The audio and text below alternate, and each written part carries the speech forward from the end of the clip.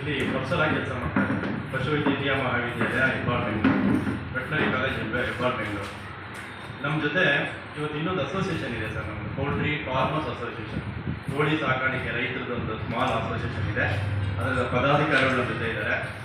ಮತ್ತು ಹಾಗೆಯೇ ನಮ್ಮ ಪೌಲ್ಟ್ರಿ ಇದರಲ್ಲಿ ಕುಕ್ಕುಟ ವೈದ್ಯಕೀಯ ಕ್ಷೇತ್ರದಲ್ಲಿ ಕೆಲಸ ಮಾಡ್ತಾ ನಮ್ಮ ಎಲ್ಲ ವೈದ್ಯಾಧಿಕಾರಿಗಳು ಒಂದು ಸ್ಮಾಲ್ ಅಸೋಸಿಯೇಷನ್ ಇದೆ, ಅದರದ ಪದಾಧಿಕಾರಿಗಳಿಗೆ ನಮ್ಮ ಡಾಕ್ಟರ್ ಹರ್ಷ ಅವರು ಜೊತೆ ಇದ್ದಾರೆ. ಸರ್, ನಾನು ಈ ಒಂದು ಪ್ರೆಸ್ ಮೀಟ್ನ ಮೂಲ ಉದ್ದೇಶ ಒಂದು ಎರಡು ನಿಮಿಷದಲ್ಲಿ ನಿಮಗೆ ಪರಿಚಯ ಮಾಡ್ಕೊಡ್ತೀನಿ ಸರ್.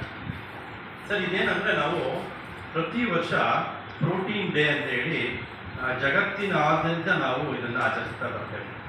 2020ರಲ್ಲಿ ಇದು ಪ್ರಾರಂಭ ಆಯಿತು. US ಕೌನ್ಸಿಲ್ ಆಫ್ ಸೋಯಾಬೀನ್ ಅಂತ ಹೇಳಿ ಅವರು ಪ್ರೋಟೀನ್ ನಮ್ಮ ಹಕ್ಕು ಅನ್ನೋ ಒಂದು ಘೋಷವಾಕ್ಯದೊಂದಿಗೆ ಈ ಒಂದು ಪ್ರೋಟೀನ್ ಡೇ ಸೆಲೆಬ್ರೇಷನ್ ಸ್ಟಾರ್ಟ್ ಆಯಿತು. ಈ ಪ್ರತಿ ವರ್ಷ ಫೆಬ್ರವರಿ 22ನೇ ತಾರೀಕು ನಾವು ಈ ಪ್ರೋಟೀನ್ ಡೇನ ಜಗತ್ತಿನಾದ್ಯಂತ ಸೆಲೆಬ್ರೇಟ್ ಮಾಡ್ತೀವಿ. ಈ ವರ್ಷದ ಘೋಷವಾಕ್ಯ ಏನಂದರೆ ರೀತಿ ಪ್ರೋಟೀನ್ ಆನ್ ಇಂಡಿಯನ್ ಪ್ಲೇಟ್ ಅಂತ.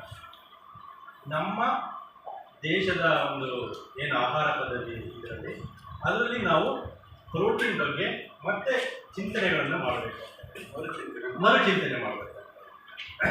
ಸರ್, ನಿಮಗೆಲ್ಲ ಗೊತ್ತಿದೆ, ನಮ್ಮದು ಜಾಸ್ತಿ ನಾವು ಸೀರಿಯಲ್ಸ್ ಅಥವಾ ಅನ್ನ, ಗೋಧಿ ಬೇಸ್ಡ್ ಡಯಟ್ಸ್. ಇವಾಗ ನಾವು ಮಾರ್ನಿಂಗ್ ಏನು ತಿಂದೀವಿ ಅಂತ ಅಂದರೆ ಇಡ್ಲಿ ಸಾಂಬಾರ್, ಅವಲಕ್ಕಿ, ಉಪ್ಪಿಟ್ಟು, ಕೇಸರಿಬಾತ್, ದೋಸೆ.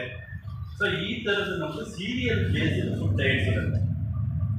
ಸೊ ಒಂದು ಸರ್ವೆ ಪ್ರಕಾರ ನಮಗೆ ಎಲ್ಲ ನಮ್ಮ ದೇಶದ ಎಲ್ಲ ಇದರಲ್ಲಿ 60% 80% ನಾವು ಪ್ರೋಟೀನ್ ಡಿಫಿಷಿಯಂಟ್ ಇದ್ದೀವಿ.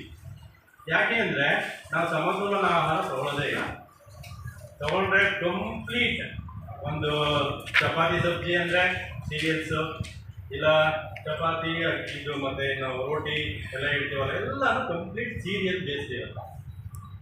ನಮಗೆ ಈಗ Indian council of medical research ಅಂತ ಇದೆ, ಅದು nutrition association of India NIN ಅಂತ ಇದೆ ಹೈದರಾಬಾದ್, ಅದರ ಅಂಗಸಂಸ್ಥೆ, ಭಾರತ ಸರ್ಕಾರದ ಒಂದು ಅಂಗಸಂಸ್ಥೆ. ಅದು ಏನು ಹೇಳುತ್ತೆ, ಪ್ರತಿ ದಿನ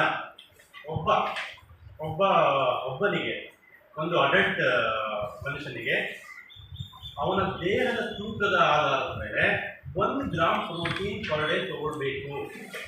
ಈಗ ನಾನೊಂದು 60 kg ಇದ್ದೀನಿ ಅಂದರೆ 60 ಗ್ರಾಮ್ ಪ್ರೋಟೀನ್ ಹೋಗ್ಬೇಕು ಸರ್ ನಮ್ಮ ದೇಹಕ್ಕೆ. ಸೊ ಆದಮೇಲೆ ನಾವು ಸಮತೋಲನ ಆಹಾರವನ್ನು ತಗೊಳ್ಳೋಕ್ಕೆ ಸಾಧ್ಯ. ನಾವು ಪ್ರೋಟೀನ್ ತಗೊಳ್ಳಿಲ್ಲ ಅಂತಂದರೆ ಕಂಪ್ಲೀಟ್ ನಮ್ಮದು ಸ್ಟ್ರೆಸ್ ಆಗ್ಬೋದು, ನಮ್ದು ಇಮ್ಯುನಿಟಿ ಆಗ್ಬೋದು, ನಾವು ಬೇಗ ರೋಗ ತುತ್ತಾಗ್ಬೋದು, ಅಥವಾ ನಾವು ಏನು ನಮ್ಮ ಮಸಲ್ ಇದೆಲ್ಲ ಇರುತ್ತಲ್ಲ ಅದು ಕಂಪ್ಲೀಟ್ಲಿ ಡಿಟೋರಿಯೇಟ್ ಆಗ್ತಾ ಹೋಗುತ್ತೆ. ಅದು ನಮಗೆ ಅರಿವಿಗೆ ಬರಲ್ಲ. ಅದು ನಮಗೇನಂದರೆ ನಮ್ಮ ಬಾಡಿ 35-40 ಇಯರ್ಸ್ವರೆಗೂ ಚೆನ್ನಾಗಿ ಕಂಪನ್ಸೇಟ್ ಮಾಡ್ತಾ ಹೋಗುತ್ತೆ. ನಾವು ಈ ಟೈಮಲ್ಲಿ ನಾವು ಏನೇ ತೊಗೊಳ್ಳಿಲ್ಲ ಅಂದರೆ ಹೆಂಗೋ ಸಮಾವೇಶ ಮ್ಯಾನೇಜ್, ನಮ್ಗೆ ಇದ್ರದ್ದು ಎಲ್ಲ ಬ್ಯಾಡ್ ಎಫೆಕ್ಟ್ಸ್ ಏನು ಸ್ಟಾರ್ಟ್ ಆಗುತ್ತೆ, ನಮಗೆ 40 ವರ್ಷ ಆದಮೇಲೆ ಸ್ಟಾರ್ಟ್ ಆಗ್ತಾ ಹೋಗುತ್ತೆ. ಸೊ ಹಾಗಾಗಿ ಈ ಪ್ರೋಟೀನ್ನ ನಾವು ಅವೇರ್ನೆಸ್ ಕ್ರಿಯೇಟ್ ಮಾಡಬೇಕು. ನಮ್ಮ ಎಲ್ಲ ನಾಗರಿಕರಲ್ಲಿ, ಎಲ್ಲ ನಮ್ಮ ಕನ್ಸ್ಯೂಮರ್ಸಲ್ಲಿ ಈ ಪ್ರೋಟೀನ್ನ ಅದರದ ಪ್ರಾಮುಖ್ಯತೆ ಏನು ಮತ್ತು ಯಾವುದೇ ರೀತಿ ತಗೊಳ್ಬೇಕು ಅನ್ನೋದು ನಮ್ಮ ಮೂಲ ಉದ್ದೇಶ ಸರ್.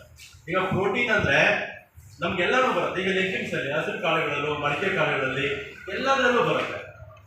ಅದನ್ನು ಬಿಟ್ಟು ನಾವು ಆ್ಯಸ್ ಎ ವೆಟನೇರಿಯನ್, ನಾನು ಪ್ರೊಫೆಸರ್, ಪೋಲ್ಟ್ರಿ ಸೈನ್ಸ್ ಡಿಪಾರ್ಟ್ಮೆಂಟು, ಮತ್ತು ನಾವು ಏನಕ್ಕೆ ಅದನ್ನು ತಗೊಳ್ಬೇಕು, ಒಂದು ಅವೇರ್ನೆಸ್ ಕ್ರಿಯೇಟ್ ಮಾಡಬೇಕು. ನಾವು ಇಷ್ಟೆಲ್ಲ ಅವೇರ್ನೆಸ್ ಕ್ರಿಯೇಟ್ ಮಾಡಿದ್ರು ಎಷ್ಟೊಂದು ಸಲ ನಮ್ಮ ಡಯೆಟ್ಸು ಸಮತೋಲನವನ್ನು ಕೂಡಿಲ್ಲ.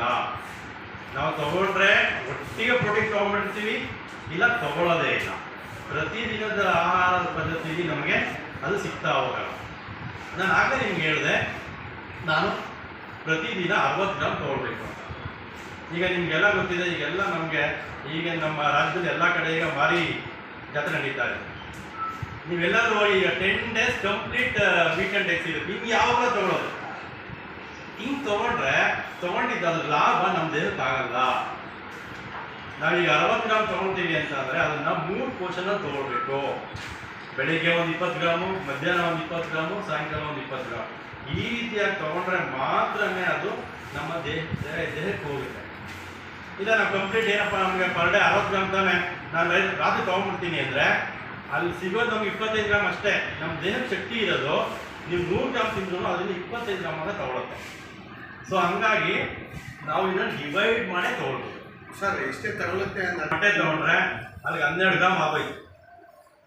ಸೊ ನಿಮಗೆ ರೆಕಮೆಂಡೇಶನ್ಸಲ್ಲಿ 60 ಗ್ರಾಮ್ ತೊಗೊಬೇಕು.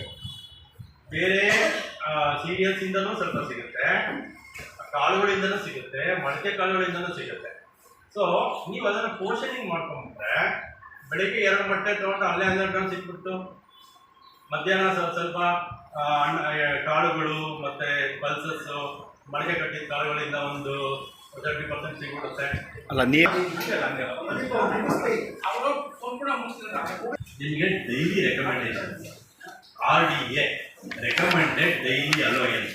ನೀವು 60 kg ತೂಕ ಇದ್ದರೆ 60 ಗ್ರಾಮ್ ಪ್ರೋಟೀನ್ ತೊಗೊಬೇಕು.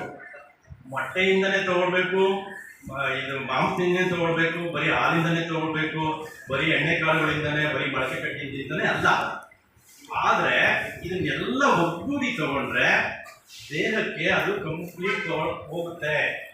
ನಾವು ಫೈಬರು ತೊಗೊಳ್ಬೇಕು, ಮತ್ತು ಇದೇನು ಕಬ್ಬಿನಾಂಶನೂ ತೊಗೊಳ್ಬೇಕು, ನಾವು ಕಾರ್ಬೋಹೈಡ್ರೇಟ್ಸ್ ಅಂತ ಹೇಳ್ತೀವಿ, ಏನು ಎನರ್ಜಿ, ಇದು ಎಲ್ಲ ತೊಗೊಂಡ್ರೆ ಅದು ಬ್ಯಾಲೆನ್ಸ್ ಡಯಟ್ ಆಗೋದು.